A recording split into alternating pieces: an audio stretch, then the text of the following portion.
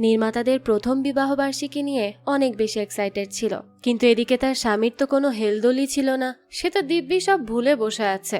একেই তো এই সবকিছু নিয়ে নির্মার ভীষণ মন খারাপ হয়। তার উপর মানুষের কান কথায় পড়ে সে এবার নিজের স্বামীকেই যমদূতের কাছে পাঠানোর প্ল্যান করে। সবার সাথে মিলে বানাতে থাকে স্বামীকে মারার অদ্ভুত সব ফন্দি। আর এসব নিয়ে যে পরিমাণ হাস্যকর পরিস্থিতি তৈরি হয় তা দেখলে আপনিও হাসতে হাসতে শেষ হয়ে যাবেন। এখন এটাই দেখার পালা, নির্মা কি শেষ পর্যন্ত তার স্বামীকে পটল তোলাতে পারলো, নাকি নিজের জালে নিজেই ফাঁসলো। চলুন সেটাই দেখে আসা যাক আজকের গল্প লেচিন্দি মাহিলা লোকামে। শুরুতেই আমাদের রাতের দৃশ্য দেখানো হয়। দেখা যায় গাড়ি করে একটা লোক একটা বাড়ির সামনে এসে দাঁড়ায়। তখনই ভেতর থেকে কিছু মহিলা তাদের হাতে এক একটা জিনিস নিয়ে দাঁড়িয়ে থাকে, যেন যেই লোকটা গাড়ি করে এসেছে সে একবার ঘরের ভেতর প্রবেশ করলেই তারা তাকে আঘাত করতে পারে। তাদের মধ্যে একজনের হাতে ছিল কাচের বোতল, আর একজনের হাতে ছিল লাঠি। সবার এক্সপ্রেশনই একটু অন্যরকম ছিল, তাদের সবার চেহারায় ভয় কাজ করছিল। তখনই আমাদের সেই লোকটাকে দেখানো হয় যে ঘরে এসেছিল, আর এখন তার বডি রক্তাক্ত অবস্থায় মেঝেতে পড়ে আছে। এখানের কি কাহিনী তা তো আমরা ধীরে ধীরেই জানতে পারবো। এখান থেকে দৃশ্য পরিবর্তন হয়। আমাদের তখন নির্মা নামের একটা মেয়েকে দেখানো হয়। সে তার হাজবেন্ডের সাথেই ঘুমিয়েছিল। হঠাৎই তার ঘুম ভেঙে গেলে সে তখন তার স্বামী আরুকে খুব ভালোবেসে দেখতে থাকে, কারণ আজকে তাদের বিবাহ বার্ষিকী। সে আজ অনেক খুশি ছিল।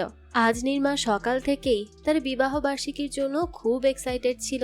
সে তো বিভিন্ন রকম প্ল্যান করতে থাকে যে দিনটা কিভাবে সেলিব্রেট করবে। সে ঠিক করে সে আরুকে সারপ্রাইজ দিবে, তাই এই জন্য সে খুব সুন্দর করে ঘর সাজায়। এরপরই সে অনেক কিছু রান্না করছিল, সবই ছিল তার আরুর জন্য। ঠিক তখনই তাকে তার বোন ফোন করে আর তার প্রস্তুতির কথা জিজ্ঞেস করে। আসলে তার বোনও জানতো যে সে তার অ্যানিভার্সারিতে অনেক প্ল্যান করে থাকে। নির্মা তখন জানায়, আমি তো আরুর জন্য সারপ্রাইজ প্ল্যান করছি, তাই তুমি তাকে প্লিজ কিছু বলো না, নাহলে সব মাটি হয়ে যাবে। নির্মার বোন তাকে বলে, ঠিক আছে ঠিক আছে, আমি জিজুকে কিছুই বলবো না, কিন্তু আমি কি আজকের এই সেলিব্রেশনে তোমাদের সাথে থাকতে পারি? নির্মা তখন তাকে বলে, ঠিক আছে তুমি চলে এসো, কোনো সমস্যা নেই। এরপর ফোন রেখে নির্মা আবারও খাবার বানাতে শুরু করে। সে খুব ভালোবেসে খাবার বানাচ্ছিল। ঠিক তখনই আরু সেখানে আসে আর এসেই তাকে পেছন থেকে জড়িয়ে ধরে, তার সাথে রোম্যান্স করতে থাকে। নির্মাও তো খুব খুশি ছিল, কিন্তু একটু পরই নির্মা বুঝতে পারে এটা ছিল শুধুই তার কল্পনা মাত্র। এরপরই আরু ঘুম থেকে উঠেই নির্মাকে বলতে থাকে, আমার অফিসে যেতে হবে, তাই প্লিজ আমার জন্য জামা কাপড় গুছিয়ে রাখো। নির্মা তখন অবাক হয়ে বলে, আজকের দিনে অফিসে যাবে? আরু এই কথা শুনে বলে, কেন, তুমি কি আমার সাথে যেতে চাও? তাছাড়া তুমি আজকে এত সুন্দর করে সেজেছো কেন, ব্যাপারটা কি?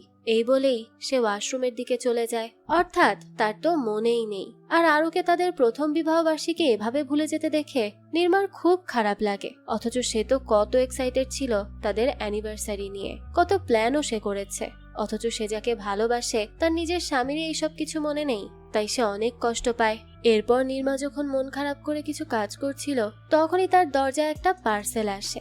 ডেলিভারির লোকের আওয়াজ শুনে নির্মা তো খুব খুশি হয়ে যায়। সেভাবে আরো হয়তো এতক্ষণ ভুলে যাওয়ার ভান করছিল, তার হয়তো ঠিকই তাদের অ্যানিভার্সারির কথা মনে আছে, তাই এখন তার জন্য গিফট অর্ডার করেছে। তাই সে খুব এক্সাইটেড হয়ে যায়। কিন্তু সে পার্সেল ঘরে নিয়ে এসেই দেখে পার্সেলের ভেতর অনেকগুলো মাস্ক আর স্যানিটাইজার। এটা দেখে নির্মার আবারও মন খারাপ হয়ে যায়। বেচারি বারবার আশা করে তার আশাই ভেঙে যাচ্ছে।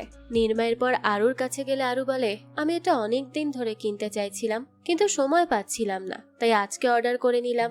নির্মার তখন অনেক বেশি মন খারাপ ছিল, কিন্তু আরু তো সেসব খেয়ালই করে না। সে বলে, প্লিজ আমার জন্য নাস্তা নিয়ে এসো, আমার অফিসে যেতে দেরি হয়ে যাচ্ছে।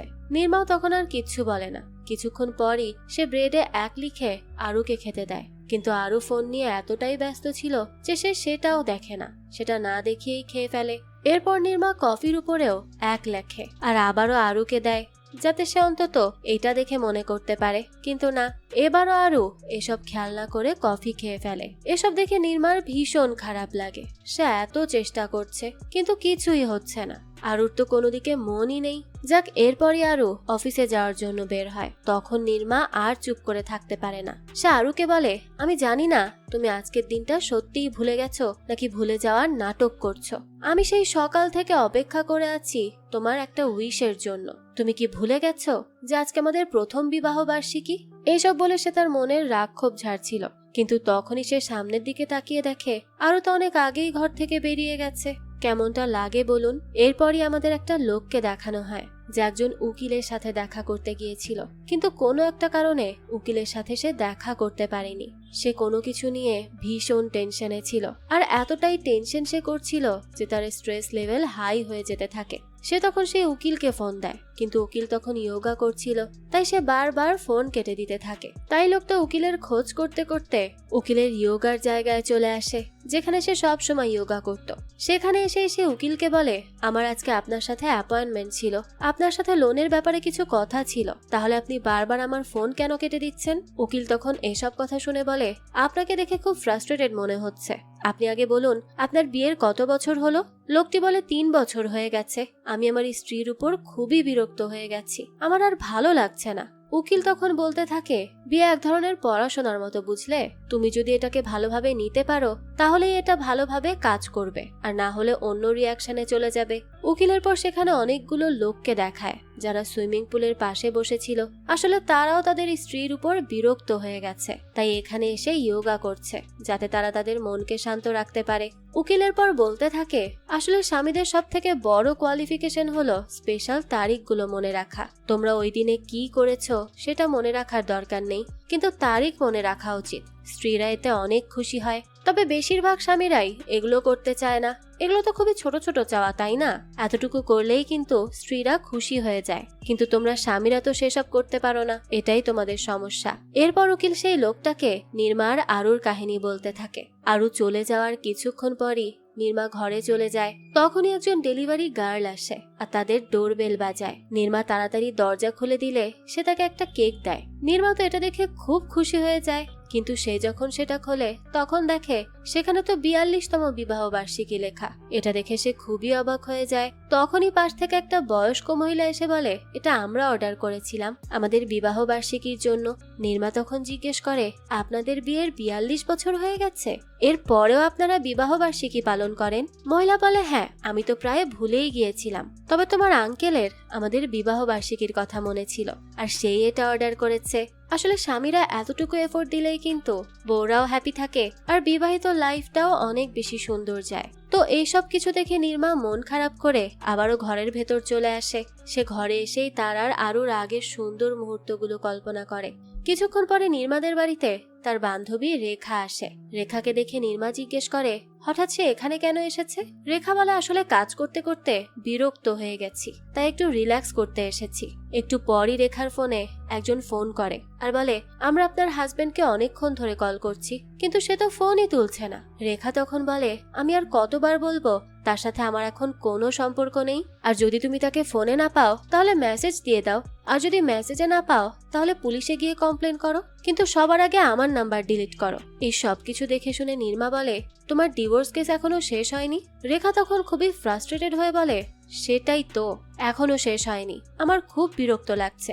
1 সপ্তাহ দেরি করা মানা যায়, কিন্তু দেখতে দেখতে 3 মাস হয়ে গেল, এখনো কিছুই হচ্ছে না, আমি তো অসহ্য হয়ে গেছি।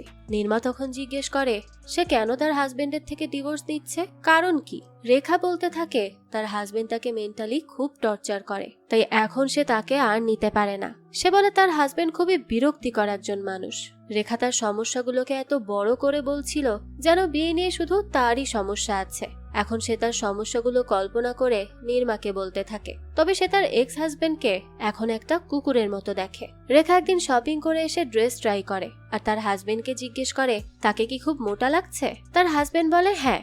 এই কথা শুনে তো রেখার পুরো মনটাই খারাপ হয়ে যায়। রেখা বলতে থাকে, ওর এই হ্যাঁ বলাতেই আমার মন ভেঙে গিয়েছিল, এটা কি বলা খুব জরুরি ছিল? বেচারা তার হাজবেন্ডই বা কি করবে? আসলে ছেলেগুলোও মাঝে মাঝে এত বেশি সহজ সরল হয়, তাদের কাছে যেটা ঠিক সেটাই তারা বলে ফেলে, কিন্তু তারা তো আর বুঝতে পারে না যে মেয়েদের সাইকোলজি একটু অন্যভাবে কাজ করে। মাঝে মাঝে একটু মিথ্যা প্রশংসাও করতে হয়, কিন্তু ছেলেদের মাথায় কি আর এসব ঢোকে? যাক, এরপর একদিন রেখা সবজি কাটছিল, সেই সময় তার চোখে পানি চলে আসে, কিন্তু তার হাজবেন্ড সেটা খেয়াল করে না আর তাকে সাবধানে পেঁয়াজ কাটতে বলে সেখান থেকে চলে যায়। এখন এটা শুনে নির্মা জিজ্ঞেস করে, তুমি পেঁয়াজ কাটছিলে আর তোমার চোখে পানি চলে এসেছে, এই কারণে তুমি তোমার হাজবেন্ডকে ডিভোর্স দিয়েছো? এটা কোনো কথা? রেখা বলে অবশ্যই, এটাতে এই প্রমাণ হয় যে সে আমাকে ফিজিক্যাল হ্যারাসমেন্ট করে। বুঝুন অবস্থা। এরপর রেখা তার হাজবেন্ডের ব্যাপারে আরো অনেকগুলো কথা নির্মার কাছে বলতে থাকে। কথা বলতে বলতে রেখা এখানে এমন কিছু কথা বলে যেখানে নির্মা তার বিবাহিত জীবনের অনেক মিল পায়। যেমন তার হাজবেন্ড তাদের বিবাহ বার্ষিকী ভুলে গেছে, তার মানে হয়তো নির্মাকে তার স্বামী আর পছন্দ করে না। এখানে রেখা ইনডিরেক্টলি নির্মার মনে তার হাজবেন্ডের জন্য সন্দেহ তৈরি করে দেয়, আর নির্মাও ধীরে ধীরে রেখার এই কথাগুলোকেই সত্য মনে করছিল। তাই একটা কথা আপনাদের বলে রাখি, এই বিয়ের পর নিজেদের সম্পর্কটা অন্যদের সম্পর্কের সাথে মেলাতে যাবেন না। এক একজনের সম্পর্ক এক এক রকম হয়, তাই কারো যেমন কারো সম্পর্ককে বাইরে থেকে জাজ করা উচিত না, তেমনি নিজেদের সম্পর্কটাও অন্যদের সাথে মেলাতে হয় না, তাহলেই সমস্যা বাড়ে। আর নিজেদের সম্পর্কের মধ্যে অন্য কাউকে ঢুকতে দেওয়া উচিত না, মানে নিজেদের মধ্যে কিছু হলে সেটা নিজেরাই সলভ করা উচিত, কারণ সম্পর্কটা একান্তই আপনাদের। এখানে বন্ধু বান্ধব কিংবা ফ্যামিলির লোকদেরকে ইনভলভ করলেই ঝামেলা বাড়ে বই কমে না। তাই বলছি প্লিজ এসব থেকে একটু দূরেই থাকবেন। যাক, তো রেখার এসব কথা শুনে নির্মার তো এবার সন্দেহ হতে থাকে যে তার হাজবেন্ড হয়তো তাকে একেবারে ভুলে যাচ্ছে, আর না হলে তার অন্য কোনো মেয়ের সাথে সম্পর্ক আছে। নির্মা তবুও বলে হয়তো আরো আমাদের বিবাহ বার্ষিকীর কথা ভুলে গেছে, কারণ সে মাঝে মাঝে কাজ নিয়ে অনেক টেনশনে থাকে। কিন্তু রেখার কথা হলো সে খাবার খেতে তো ভুলে না, সকালে নাস্তা করতে তো ভুলে যায় না, অফিসে যেতেও ভুলে যায় না, তাহলে তাদের প্রথম বিবাহ বার্ষিকী কিভাবে ভুলে গেল, যেটা বছরে একবারই আসে?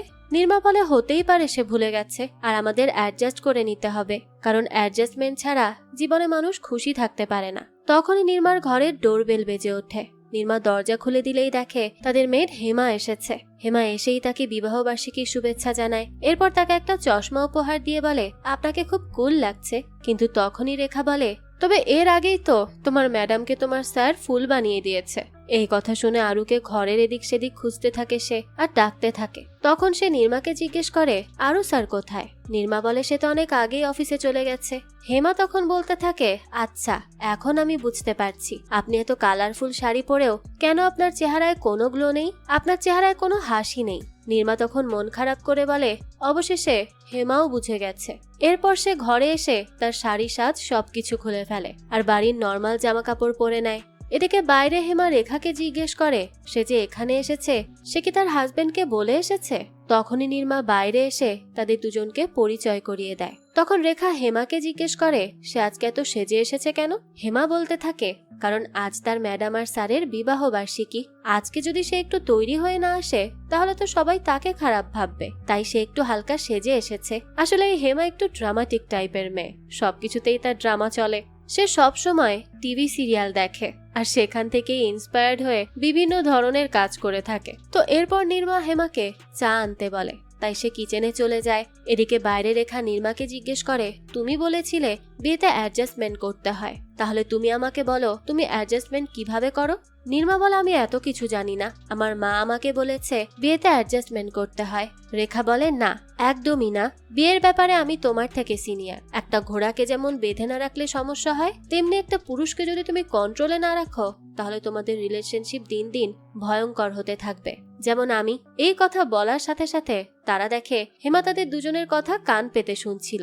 রেখা তখন এটা বুঝে তার দিকে তাকালেই হেমা বলে আরে আমি তো কাজ করছি, আমি কাজের ব্যাপারেই ভাবছিলাম, আর কিছু না। আমি কাজে থাকলে কিছু দেখতে পাই না আর শুনতেও পাই না। এই বলে সে আবারও রান্নাঘরের দিকে চলে যায়। কিন্তু রেখা আর নির্মা কথা শুরু করলে সে আবারও তাদের কথা কান পেতে শুনতে থাকে, যেটা দেখে তারা আবারও তার দিকে তাকায়। হেমা তখন বলে আসলে আমার একটা কনফিউশন ছিল, আপনারা চা খাবেন নাকি কফি সেটা ভুলে গেছিলাম, তাই জিজ্ঞেস করতে এসেছি। রেখা তখন জিজ্ঞেস করে কোনটা বানাতে তোমার বেশি সময় লাগে শুনি। হেমা চায়ের কথা বলে। এই কথা শুনে রেখা বলে ঠিক আছে, তুমি তাহলে আমাদের জন্য জিঞ্জার টি বানিয়ে নিয়ে এসো। রেখা এরপর তাকে চা বানানোর পুরো প্রসেস বলে দেয়। হেমা তখন বলে তাহলে আপনি আমাদের বানিয়ে দিন। এ কথা শুনে রেখা তার দিকে এমন একটা রাগী চোখ নিয়ে তাকায়, যেটা দেখে হেমা বলে ঠিক আছে, আমার দিকে এভাবে তাকাতে হবে না, আমি এখনই চলে যাচ্ছি। তো এখান থেকে হেমা চলে গেলে রেখা নির্মাকে জিজ্ঞেস করে আচ্ছা আরো কি ইদানিং তোমার ফোন চেক করেছে। তখনই নির্মা কল্পনা করে হ্যাঁ, একদিন তার ফোনে ফোন এসেছিল, তখন আরু ফোন দেখে তাকে বলেছিল তোমার ফোনে কোনো আননোন নাম্বার থেকে ফোন আসছে। এদিকে রান্নাঘরে দাঁড়িয়ে হেমা ভাবতে থাকে একদিন তার ফোনেও তো একটা আননোন নাম্বার থেকে ফোন এসেছিল, তখন তার হাজবেন্ড তার থেকে ফোন কেড়ে নিয়ে জিজ্ঞেস করেছিল কে সে। লোকটা বলেছিল আমি ব্যাংক থেকে ফোন করেছি, আমরা আপনার স্ত্রীকে 2 লাখ টাকা দেব। তখন হেমার হাজবেন্ড রেগে মেগে জিজ্ঞেস করছিল যে কেন কেন আপনি আমার স্ত্রীকে টাকা দেবেন। এটা দেখে হেমা তাকে জিজ্ঞেস করতে থাকে কে ফোন করেছে। তখনই ফোন রেখে তার হাজবেন্ড তাকে বলে ব্যাংক থেকে ফোন করে বলেছে তোমাকে নাকি 2 লাখ টাকা দেবে, কিন্তু কেন, তুমি কি করেছো। তখন হেমা বলে আমি তো জানি না, সে কথা কেন বলেছে, তোমার এত জানার ইচ্ছে থাকলে তুমি নিজে গিয়েই জেনে আসো। এরপর আরো একদিন হেমার ফোনে পাবান নামের একজন ফোন দেয়। তার হাজবেন্ড তখন তাকে জিজ্ঞেস করতে থাকে এই ছেলেটা আবার কে। তার হাজবেন্ড তখন তার উপর রেগে গিয়ে বলতে থাকে আমি বুঝতে পারি না প্রতিটা ছেলে তোমাকেই কেন ফোন দেয়। তখন হেমা তার হাজবেন্ডকে বলে আমি তো এটা বুঝতে পারি না যে তুমি বারবার আমার উপর সন্দেহ কেন করো, আর তুমি দেখতে পাচ্ছ না এটা কোনো পাবান না, পাবানি মানে একটা মেয়ের নাম্বার। তুমি পড়তে জানো না কিন্তু সব সময় আমার উপর সন্দেহ করতে জানো। এই বলেই সে রাগ করে সেখান থেকে চলে আসে। দৃশ্য বর্তমানে এলে রেখা নির্মাকে জিজ্ঞেস করে তাহলে তুমি কখনো তার ফোন চেক করনি। নির্মা বলে না, কখনোই না। রেখা তখন বলতে থাকে তাহলে এখানে আর কোনো সন্দেহ নেই, আরো আসলে তোমাকে আর ভালোই বাসে না, বুঝতে পারলে। নির্মা এটা শুনে বলে তুমি আমাকে প্রথমে এটা বলো আরো আমাকে কেন ভালোবাসে না। রেখা বলে কারণ যে রিলেশনশিপে পজিটিভনেস নেই সেখানে ভালোবাসাও নেই। নির্মা বলে আমি এখন তোমার কথাগুলো ধীরে ধীরে বুঝতে পারছি, তার মানে যদি সত্যিকারের ভালোবাসা হয় তাহলে আমাদের এটা জানতে হবে আমরা কি করি, কার সাথে কথা বলি, এই সব, তাই তো। রেখা বলে অবভিয়াসলি এটাই সত্যি।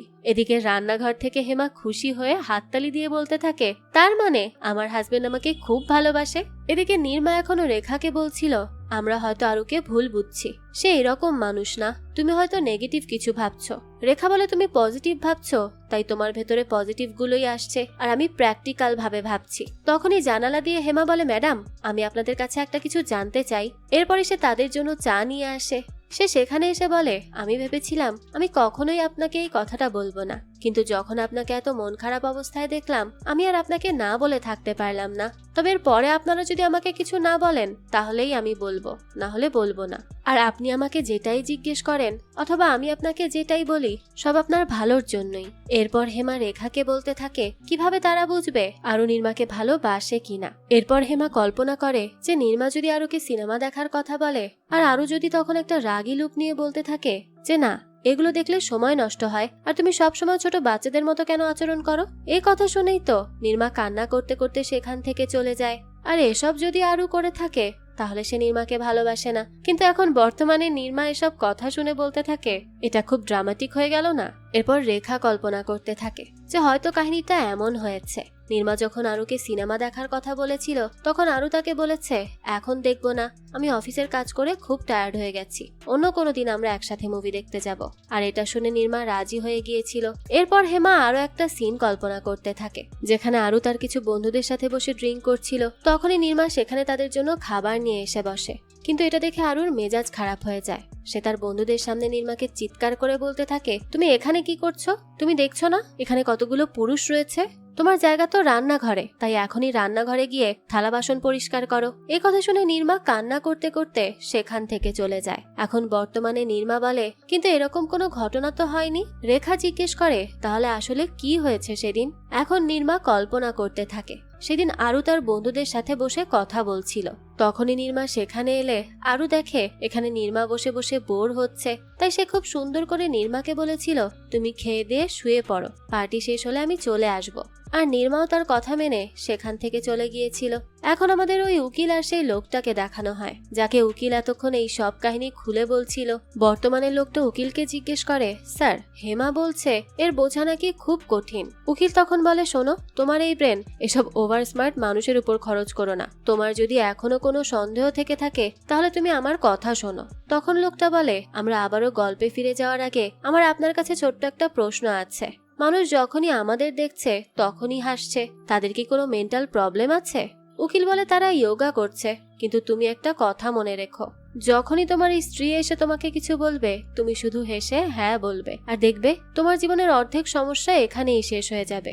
লোকটা তখন বলে সে তো অনেক ভালো কথা বলেছে, আপনার থেকে আজকে অনেক কিছু শিখেছি। উকিল বলে কিন্তু আসল কাহিনী তো আমি তোমাকে এখনো বলিনি, সামনের কাহিনী শোনো। তো এরপর আবারও গল্প চলে যায় নির্মাদের কাছে, আবারও তাদের কলিং বেল বেজে ওঠে। এবার হেমা গিয়ে দরজা খোলে, তখনই সে দরজার ওই পাশে তাদের একজন প্রতিবেশী মহিলাকে দেখে খুবই অবাক হয়ে যায়। এদিকে উকিল এই লোকটাকে প্রতিবেশী মহিলার পরিচয় দিতে থাকে যে এই মহিলা একদম তুফানের মতো। সে এমন একজন মানুষ যে তার সামনে যে ঘটনা হবে সেই মানুষকে সেই ঘটনা না বলে তার সাথে নিজের এক্সট্রা কিছু পয়েন্ট অ্যাড করে তারপর বলে, মানে মাল মশলা মিশিয়ে কাহিনী বলে আর কি। এরপরই আমাদের এই প্রতিবেশীকে দেখানো হয়। সে হেমাকে বলছিল তার বাড়িতেও কাজ করতে। তখন হেমা বলে ঠিক আছে, কোনো সমস্যা নেই, আমি চলে আসব, কিন্তু বেতন কত হবে? প্রতিবেশী আন্টি তখন বলে 500 দেব। আর হেমা বলে না, 5000। এখানে তাদের দুজনের মধ্যে বেতন নিয়ে অনেক বাড়াবাড়ি হয়ে যায় আর হেমা সেখান থেকে চলে যায়। যাক, এই হয়েছিল তাদের মধ্যে কাহিনী। তো বর্তমানে সেই আন্টি হেমাকে তার সামনে থেকে সরিয়ে নির্মাকে ডাকতে থাকে। হেমা তাকে বারবার জিজ্ঞেস করছিল যে তার কি সমস্যা, কিন্তু সে বলে আমি শুধু নির্মাকেই কি হয়েছে সেই কথা বলবো, তোমাকে তো বলবো না।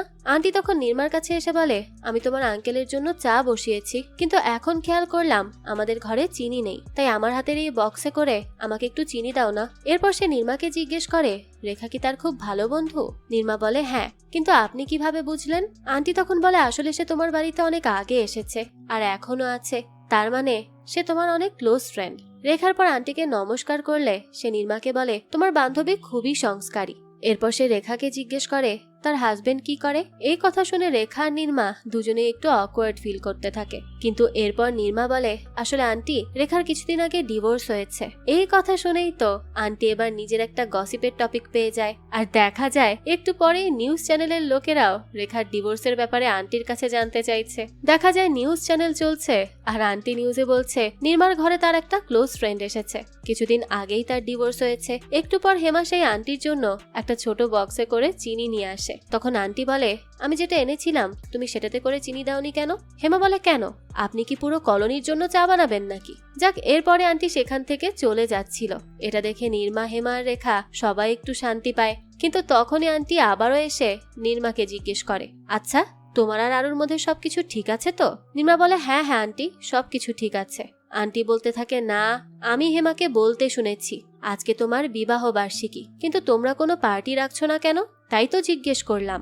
যাক, এরপরই কথা বলতে বলতে সে হেমাকে তার জন্য 1 কাপ চা বানিয়ে আনতে বলে। হেমাও তখন চা বানাতে যায়, কিন্তু সে এখন তাদের কথা কিভাবে শুনবে এটাই ভাবছিল। তাই তখনই সে জায়গা পরিবর্তন করে তার কাজ করতে থাকে যাতে তাদের কথাগুলো সেও শুনতে পায়। আন্টি বলতে থাকে আসলে আমি একটা জিনিস খেয়াল করেছি, তোমাদের বিয়ের পর থেকে আরু কখনোই আসা যাওয়ার সময় তোমার হাত ধরেনি। তাছাড়া সে উইকেন্ডে পার্টি করেছিল, আমি সেটাও দেখেছিলাম। সেখানে ছোট ছোট স্কার্ট পরা মেয়েরাও এসেছিল আর সবাই মিলে খুব হই হুল্লোড় করছিল। বুঝুন, এইসব মহিলার সারাদিন কোনো কাজ থাকে না, কার বাড়িতে কি চলছে এসবই দেখে বেড়ায়। তো আন্টি যখন এইসব বলে নির্মা তখন একটু মন খারাপ করে বলতে থাকে আন্টি আরো এরকম না, কিন্তু তখনই আন্টি বলে না, আমি প্রমাণ ছাড়া কোনো কথা বলি না। এই বলে সে সবাইকে তার ফোনে প্রমাণ দেখাতে থাকে, যেখানে দেখা যায় একদিন একটা মেয়ে আরুর গাড়ি থেকে নেমে তার ঘরে এসেছিল।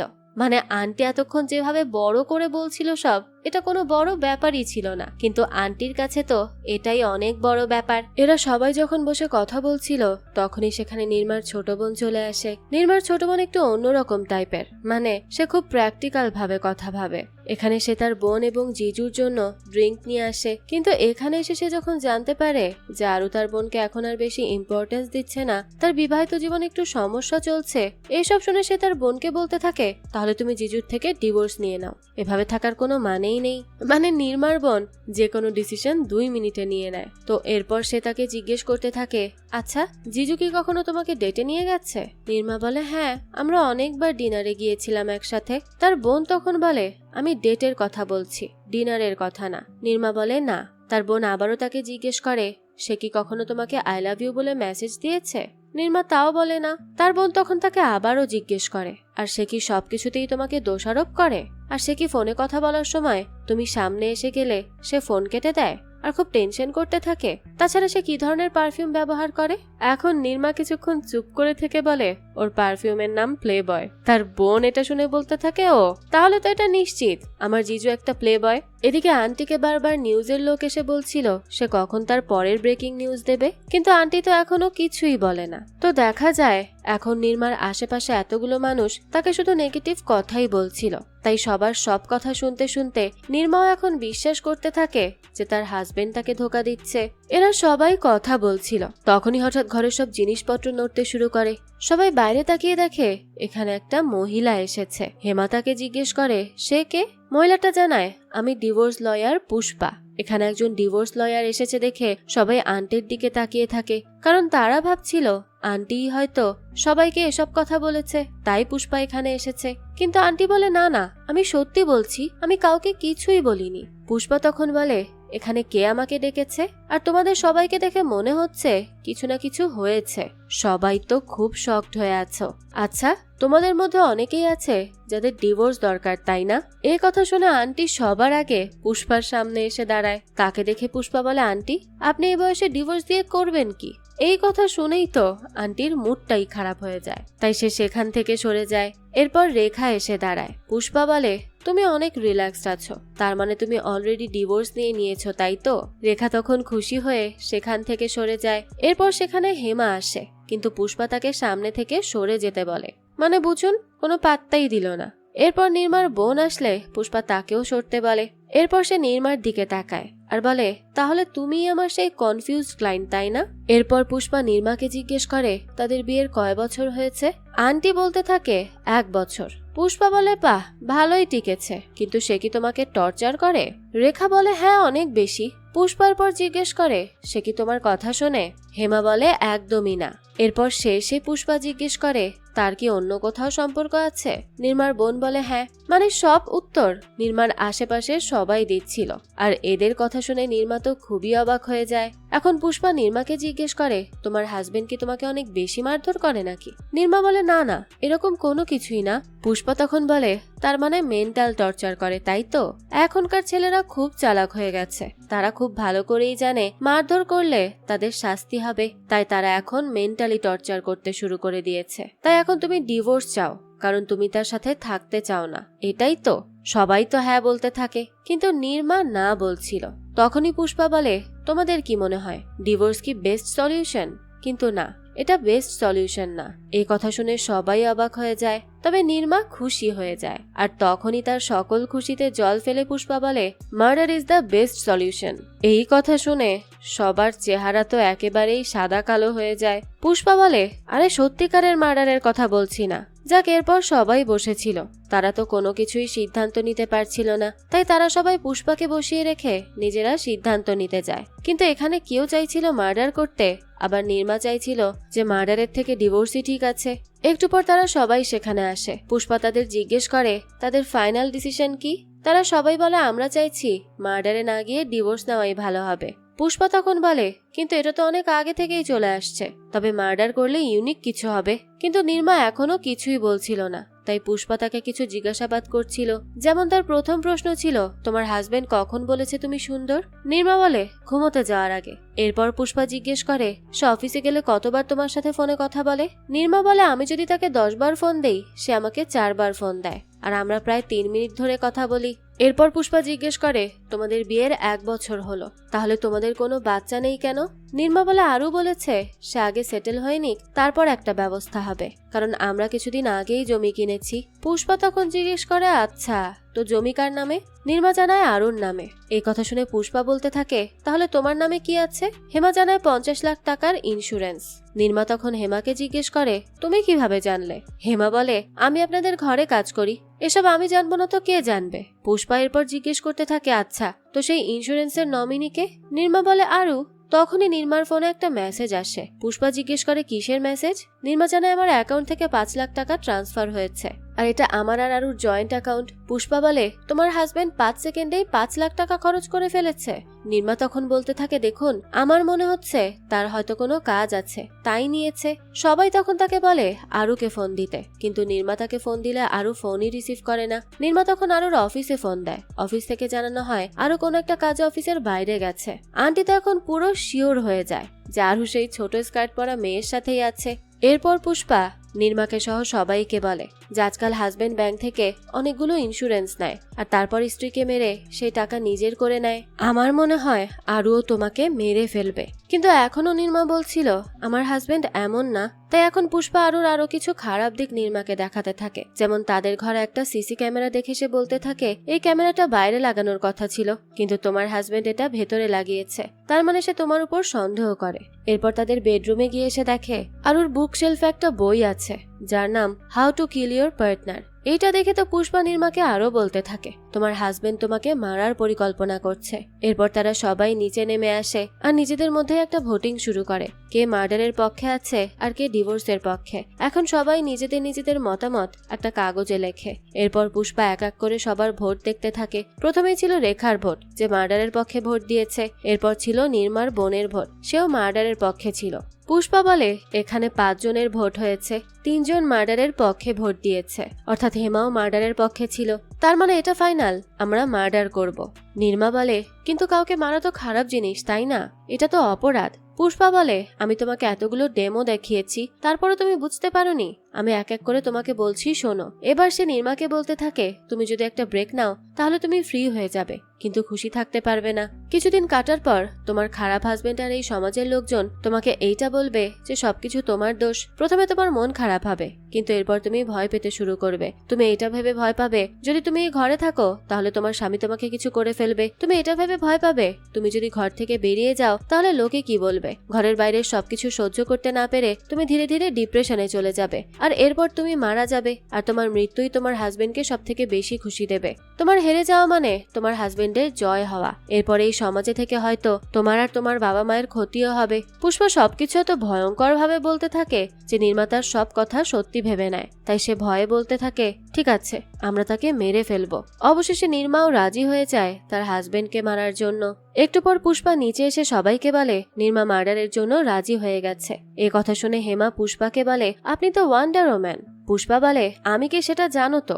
হেমা বলে হ্যাঁ আপনি লয়ার। পুষ্পা তখন বলে তার আগে আমি কি ছিলাম? রেখা বলে অ্যাসিস্ট্যান্ট লয়ার। পুষ্পা বলতে থাকে আর এর আগে? আন্টি বলে এর আগে তুমি একজন স্টুডেন্ট ছিলে। পুষ্পা তখন রাগ করে বলে সবার আগে আমি একজন মহিলা, আর আমি আর একজন মহিলার কষ্ট বুঝতে পারি। একজন মহিলা হওয়া কত কষ্টের ব্যাপার এটা আমি জানি। এদিকে তখনই আন্টির সেই নিউজ চ্যানেলের লোকটা আবারও চলে আসে আর আন্টিকে কোনো ব্রেকিং নিউজ বলতে বলে। আন্টি তখন সবাইকে বলতে থাকে তোমাদের অভিনন্দন মার্ডার করার সিদ্ধান্ত নেওয়ার জন্য। এখন আমি আমার হোয়াটসঅ্যাপে একটা মেসেজ দেই, কারণ সবাই আপডেটের জন্য অপেক্ষা করছে। এই বলে আন্টি সেখান থেকে চলে যেতে চাইছিল, কারণ সে প্রথম থেকে মার্ডারের বিরুদ্ধে ছিল, কিন্তু সবাই তাকে জোর করে এখানে রেখে দেয়। এরপর তারা একসাথে বসে প্ল্যান করতে থাকে যে তারা কিভাবে মার্ডার করবে। পুষ্পা বলে কিন্তু এর আগে আমাদের অপারেশনের একটা নাম দিতে হবে, এটার নাম হবে অপারেশন বিঘ্নেশ। সবাই তাকে জিজ্ঞেস করতে থাকে বিঘ্নেশ আবার কার নাম? পুষ্পা নির্মাকে দেখিয়ে বলে কেন, তোমার হাজবেন্ডের নাম? নির্মা বলে কিন্তু আমার হাজবেন্ডের নাম তো আরু। পুষ্পা বলে ওই তো বিঘ্নেশ আরু, তাই তো? নির্মা বলে না, শুধু আরু। পুষ্পা তখন বলে তাহলে স্বপ্নার হাজবেন্ডের নাম বিঘ্নেশ হওয়ার কথা। নির্মা আবার বলে স্বপ্নাটাকে। পুষ্পা বলতে থাকে কেন, তোমার নাম স্বপ্না? নির্মা এসব শুনে বলতে থাকে আরে বাবা আমার নাম স্বপ্না হবে কেন, আমার নাম তো নির্মা। এই শুনে পুষ্পার মাথায় তো আকাশ ভেঙে পড়ে, কারণ সে তো তার ক্লায়েন্ট স্বপ্নার সাথে দেখা করতে এসেছিল। এখন সে প্রথম থেকে সবকিছু কল্পনা করতে থাকে যে কিভাবে সেই বাড়িতে এসেছিল আর কিভাবে সবার সাথে কথা বলেছে, মার্ডারের প্ল্যান করেছে। তার তো এখন কিছুই মাথায় ঢুকছিল না। সে বলতে থাকে আমি তো কিছুই বুঝতে পারছি না, এই ঘরটার নাম হ্যাপি হাউস ভিলা 102 তাই না? সবাই বলে না, এটা তো 202 নাম্বার বাড়ি। এই শুনে পুষ্পা এবার আরো অবাক হয়ে যায়। সে কিছুই বুঝতে পারছিল না যে সে এখন কি করবে। পুষ্পা তখন সবাইকে বলে অনেক বড় গড়বড় হয়ে গেছে, তোমরা এখন আমাকে ভুলে যাও। তোমরা এমন ভাব করো যেন এখানে কিছুই হয়নি। এই বলে সে তার সবকিছু গুছিয়ে সেখান থেকে চলে যাচ্ছিল, কিন্তু তখনই আন্টি বলতে থাকে আমরা কিভাবে ভাববো এখানে কিছু হয়নি? পুষ্পা তখন একটু নরম হয়ে বলে আমি ভাবছিলাম এখানে এসব সিদ্ধান্ত নেওয়ার জায়গা না, তাই আজকে আসি। কিন্তু রেখা বলে না না, এভাবে কিভাবে আমরা এত দূর পর্যন্ত এসে সবকিছু অর্ধেক ভাবেই ছেড়ে দিতে পারি? আমাদের কোনো সিদ্ধান্ত নিতেই হবে। পুষ্পা তখন বলতে থাকে এখন আমি আর কি করতে পারি? আমি ভুল জায়গায় ভুল ক্লায়েন্টের কাছে চলে এসেছি। রেখা তখন জিজ্ঞেস করে তোমার পেমেন্ট কত লাগবে, তুমি আমাকে বলে দাও, আমি তোমাকে সব পেমেন্ট দিয়ে দিব, কিন্তু প্রথমে সমস্যার সমাধান করো। তখন রেখা নির্মাকে বলতে থাকে সে যেন পুষ্পাকে কন্টিনিউ করতে বলে। নির্মাও তখন হ্যাঁ বলে দেয়, তাই পুষ্পা আবারও কন্টিনিউ করতে থাকে। কিন্তু তখনই পুষ্পার একটা ফোন আসে। তাই সে বাইরে চলে যায়। পুষ্পাকে তার ক্লায়েন্ট স্বপ্না ফোন করে জিজ্ঞেস করতে থাকে যে সে কখন আসবে। পুষ্পা বলে আমার একটা কাজ পড়ে গেছে, তাই আমি এখন আসতে পারবো না। কাজ শেষ হলেই আমি তোমার কাছে আসব। তুমি মেন্টালি সবকিছুর জন্য প্রিপেয়ার্ড থাকো। এখন আমাদের সেই উকিল আর সেই লোককে দেখানো হয়। উকিল যাকে এই সকল কাহিনী বলছিল, সেই লোকটা তখন কান্না করতে করতে উকিলকে বলে, স্যার 102 নম্বর ঘর তো আমার এই স্ত্রীর নাম স্বপ্না। তার মানে সে আমাকে মেরে ফেলার প্ল্যান করেছিল। এই বলে সে কান্না করতে থাকে। উকিল তখন বলে, তুমি শান্ত হও, আমি আবারও কাহিনীটা কন্টিনিউ করছি। এরপর দেখা যায় পুষ্পা আবারও সেখানে চলে আসে। এবার সে একে একে সবাইকে সবার প্ল্যান বলতে বলে যে তারা কিভাবে আরুকে মারার প্ল্যান করছে, কিন্তু একজনের প্ল্যানও যুক্তিমতো হয় না। তখন পুষ্পাকে স্বপ্না আবারও ফোন দেয়, তাই সে সেখান থেকে আবারও উঠে যায়। আর এদিকে এরা সবাই প্ল্যান করতে থাকে যে কিভাবে আরু আসলে প্রথম থেকে প্ল্যান শুরু করতে হবে, কিভাবে তারা কোনোভাবে তাকে রাগাবে। রেখা বলতে থাকে, আমরা যদি হেমা আর আরুর সম্পর্ক আছে এটা বলি আর প্রথম থেকে ঝগড়া শুরু করি তাহলে কেমন হয়। হেমা বলে, ছি, আমি এসব করতে পারবো না, আমার ইন্টারেস্ট এত খারাপ না। তারা এরপর একে একে প্ল্যান করছিল। তখনই হঠাৎ করে নির্মার ফোনে আবারও মেসেজ আসে, আরু তার অ্যাকাউন্ট থেকে টাকা নিয়ে শপিং করছে। এটা দেখে সবাই আরো রেগে যায়। সবাই তো ভেবেই নেয় তারা অবশ্যই আরুকে মারবে। তাদের সবার প্ল্যান রেডি আছে, এখন শুধু আরু আসলে সেটা কন্টিনিউ করা হবে। এখানে একদিকে নির্মার আরুর প্রতি অনেক ভালোবাসা আর অন্যদিকে সবার বোঝানো সন্দেহ। সবকিছু মিলিয়ে সে এখনো অনেক বেশি কনফিউজ ছিল। সে কি করবে বুঝতে পারছিল না। দেখতে দেখতে রাত হয়ে যায়, আরু বাড়িতে চলে আসে। তাই সবাই গিয়ে নিজেদের জায়গায় লুকিয়ে পড়ে, যেটা আমরা গল্পের শুরুতে দেখেছিলাম। যাক, দেখা যায় সবাই লুকিয়ে পড়লে নির্মা শুধুমাত্র সামনে দাঁড়িয়ে থাকে। সে এখনো বুঝতে পারছিল না কি করবে। তার চেহারায় ভয় নিয়ে সে দরজার সামনে যায় আর আরুকে দরজা খুলে দেয়। নির্মা দরজা খুললেই আরু তাকে শুধুমাত্র হাই বলে সেখান থেকে চলে যেতে থাকে। আর এটা দেখে নির্মার ইচ্ছা করে আরুর সাথে ঝগড়া করতে। তাকে এটা ওটা অনেক কিছু বলতে থাকে সে। আর সারজা নামের একটা মেয়ের কথাও জিজ্ঞেস করে। আরু তো কোনো কথাই বলছিল না। তাই নির্মা তাকে বলে, কি ব্যাপার, আমি মেয়েটার কথা জিজ্ঞেস করাতেই তুমি এত ঘেমে যাচ্ছ কেন? আরু বলে, আরে বাবা, তুমি এসব কি বলছো? নির্মা বলতে থাকে, আমি জিজ্ঞেস করছি শ্বেতা কোথায়? আরু বলে, এখন এই শ্বেতাকে? তুমি এর আগে আর একটা মেয়ের কথা বলেছিলে। তখনই আরু ফ্রিজের দিকে যেতে থাকে, যেটা দেখে নির্মা ভাবে সে যদি হেমাকে দেখে ফেলে। তাই সে জোরে আরুকে ডাকতে থাকে আর জিজ্ঞেস করে, তুমি সারজাকে চেনো কি? আরু বলে, আমি সারজাকে চিনি, সে আমাদের কলিগ, আমরা একসাথে কাজ করি। নির্মা বলতে থাকে, তাহলে তুমি সারজার অ্যাবর্শন করিয়েছিলে কেন? আরু বলে, আমি তাকে অ্যাবর্শন করাবো কেন, তার তো মিসক্যারেজ হয়েছিল। তখনই আরুর ফোনে ফোন আসে, তাই সে ফোন রিসিভ করতে চলে যায়। এদিকে সকল মহিলা বাইরে এসে নির্মাকে বলতে থাকে এটাই সুযোগ, এখনই গিয়ে সে আরুর সাথে কথা বলুক। নির্মাও তখন যায় আরুর সাথে কথা বলতে, কিন্তু সে বারবার ভাবছিল যে সে কি করবে। রেখা এসব দেখে ভাবে তার দ্বারা কিছুই হবে না। এদিকে পুষ্পাও তার হাতে কাচের বোতল উঠিয়ে নেয়, কিন্তু রেখা যখনই আরুকে পেছন থেকে মারতে আসছিল তখনই নির্মার আরুর সাথে কাটানো তার সকল স্মৃতি মনে পড়তে থাকে, যে কিভাবে তাদের বিয়ে হয়েছিল, কিভাবে তাদের সংসার খুব হাসি খুশি ভাবে চলছিল, এই সব কিছু। তাই রেখা যখন আরুকে মারতে যাবে তখনই নির্মা তাকে ধাক্কা দিয়ে দেয়, যার কারণে তার মাথায় বাড়ি লাগে না, কিন্তু সে একটা শেলফের সাথে ধাক্কা খেয়ে নিচে পড়ে সাথে সাথে অজ্ঞান হয়ে যায়। এতে তার পকেট থেকে একটা বক্স পড়ে যায়। এদিকে সবাই ভাবছিল আরু সত্যিই মারা গেছে, তাই সবাই সেখানে অবাক হয়ে দাঁড়িয়ে থাকে। কিন্তু তখনই পুষ্পার ফোনে ফোন আসলে পুষ্পা খুব সুন্দর করে সেখান থেকে কেটে পড়ে। এটা দেখে তো সবাই ভয় পেয়ে যায়, কারণ পুষ্পা তাদের সবাইকে ফাঁসিয়ে দিয়ে এখান থেকে চলে গেছে। কিন্তু পুষ্পা চলে যাওয়ার কিছুক্ষণ পরই আরুর জ্ঞান ফিরে আসে। সে বুঝতে পারছিল না এসব কি হচ্ছে, তার আশেপাশে এত মহিলা কেন। তখনই আন্টি সবকিছু সামলে নিয়ে বলতে থাকে, আমরা আসলে তোমার জন্য সারপ্রাইজ প্ল্যান করেছিলাম, কিন্তু তোমার পকেট থেকে গিফটের বক্সটা বের হয়েছে। তখন আরু ফ্লোর থেকে বক্স নিয়ে নির্মাকে একটা ডায়মন্ডের রিং উপহার দেয়। তার মানে সে কখনোই তাদের অ্যানিভার্সারি ভুলে যায়নি, বরং নির্মাই তাদের অ্যানিভার্সারির ভুল তারিখ বলেছিল। তাদের অ্যানিভার্সারি 14 তারিখে ছিল, কিন্তু তাদের বিয়ে রাতে হওয়ায় নির্মা ভেবেছিল তাদের বিয়ে 13 তারিখে হয়েছে। এখন নির্মা তো সবার দিকে তাকিয়ে কল্পনা করতে থাকে যে কিভাবে সবাই তাকে ম্যানুপুলেট করেছিল, কত কথা বলেছিল। তাই সে এবার সবাইকে বকে ঘর থেকে বের করে দেয়। এরপরই সে বেশ ইমোশনাল হয়ে আরুকে জড়িয়ে ধরে। তখন আমাদের সেই উকিল আর সেই লোকটাকে দেখানো হয়। উকিল বসে বসে লোকটাকে এই সব ঘটনা খুলে বলে। লোকটা তখন বলে, বাহ, ছেলেটা কত ভালো। উকিল বলে, হ্যাঁ, সেই ছেলেটা ভালো, কারণ সে আমারই একজন স্টুডেন্ট। আর এরই সাথে এই গল্পটারও এখানেই হ্যাপি এন্ডিং হয়ে যায়। এই গল্পের মাধ্যমে আমাদেরকে এটাই বোঝানো হয়েছে, অন্যের কথায় পড়ে নিজেদের সম্পর্ক নিয়ে কখনো জাজ করতে হয় না, আর নিজের পার্টনারকেও সন্দেহ করতে হয় না। একে অপরের সাইকোলজি একটু বুঝে চলতে পারলেই সংসারটা অনেক সুখের হয়। যাক, এই তো ছিল আজকের গল্প। এই গল্পটা আপনাদের কাছে কেমন লেগেছে সেটা অবশ্যই আমাদেরকে কমেন্ট করে জানাবেন। যদি এতটুকুও ভালো লেগে থাকে তাহলে একটি লাইক দিয়ে যাবেন। আর হ্যাঁ, আমাদের এই চ্যানেলে কিন্তু প্রতিনিয়তই নতুন নতুন ভিডিও আপলোড করা হয়। সেই সব ভিডিওর আপডেট পেতে আমাদের চ্যানেলটিকে সাবস্ক্রাইব করে বেল আইকনে অল দিয়ে রাখতে কিন্তু ভুলবেন না। আর একটা কথা, আমাদের সকল ভিডিওর আপডেট পেতে জয়েন করতে পারেন আমাদের হোয়াটসঅ্যাপ চ্যানেলে, লিংক ডেসক্রিপশন বক্সেই দেওয়া আছে। আজকে তাহলে এই পর্যন্তই, আবারও হাজির হব নতুন কোনো ভিডিও নিয়ে। সেই পর্যন্ত সবাই ভালো থাকবেন আর আমাদের চ্যানেলের সাথেই থাকবেন। ধন্যবাদ।